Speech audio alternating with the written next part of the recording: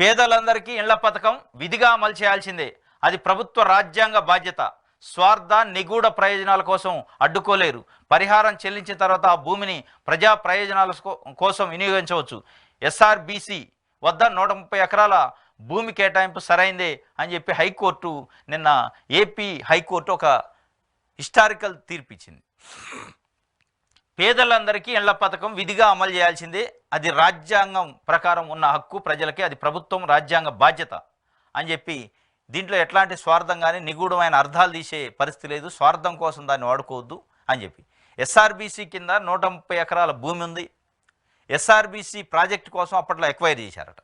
ఎస్ఆర్బీసీకి సరిపోని ఇంకా ఎక్స్ట్రా ఉంది 130 ఎకరాలు. ఆ 130 ఎకరాలని జగన్మోహన్ రెడ్డి గారి ప్రభుత్వం పేదలకి తలా ఇంత ఇళ్ల పట్టాలు ఇవ్వాలని ఒక సంకల్పం తీసుకుంది. దానికి అడ్డుపడటానికి కొంతమంది కోర్టుకు పోయారు. ఆ భూమి మాది, మేము ప్రజా ప్రయోజనాలకు ఎస్ఆర్బీసీ కోసం ఇచ్చిన కానీ ఇళ్ల పట్టాల కోసం ఇవ్వలేదు కాబట్టి ఆ భూమిని మాకు ఇవ్వండి అని అక్కడ ఉన్న ఏదైతే అప్పట్లో ఉన్న రైతులు, భూమిని ఇచ్చిన రైతులు ఉంటారు, దానికి పరిహారం పొందారు. ఇప్పుడు వాళ్ళతో పిటిషన్ కొంతమంది వేయించారు. వాళ్ళు పిటిషన్ హైకోర్టులో వేశారు దాన్ని అడ్డుకోవడం కోసం. ఇప్పుడు నిన్న హైకోర్టు క్లియర్గా ఒక జడ్జిమెంట్ ఇచ్చింది. 130 ఎకరాలకు సంబంధించి పేదలకి పంపిణీ చేయండి. ఇళ్ల పట్టాల పంపిణీ అనేది ప్రభుత్వం యొక్క బాధ్యత, రాజ్యాంగం యొక్క అది స్ఫూర్తి అని చెప్పారు. ఎందుకంటే ఒకసారి పరిహారం తీసుకున్నాక ప్రభుత్వానికి హ్యాండ్ ఓవర్ చేసిన తర్వాత భూమి ఆ రైతుకి దానిపైన హక్కు ఉండదు. పరిహారం పొందిన తర్వాత రైతుకి ఎట్టి పరిస్థితుల్లో హక్కు ఉండదు.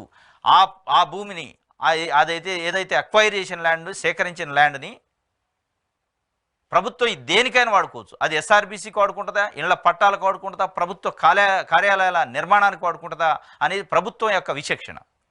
దాంట్లో ఎస్ఆర్బీసీకి సరిపోని ఉంది కాబట్టి ఈరోజు వాళ్ళు దేనికైనా వాడుకుంటారు. మీ పాత్ర అయిపోయింది అనేది హైకోర్టు చెప్పింది. పరిహారం ఎప్పుడైతే పొందారో ఆ భూమి పైన సర్వ హక్కులు ప్రభుత్వానికి వచ్చినాయి కాబట్టి ప్రభుత్వం వాళ్ళకి ఇష్టం వచ్చిన పని చేసుకోవచ్చు. అది పట్టాలు ఇవ్వచ్చు, ప్రభుత్వ కార్యాలయాలు పెట్టవచ్చు, హైకోర్టు పెట్టచ్చు, సెక్రటరియట్ పెట్టచ్చు, లేదు ఎస్ఆర్బీసీకే ఉపయోగించుకోవచ్చు.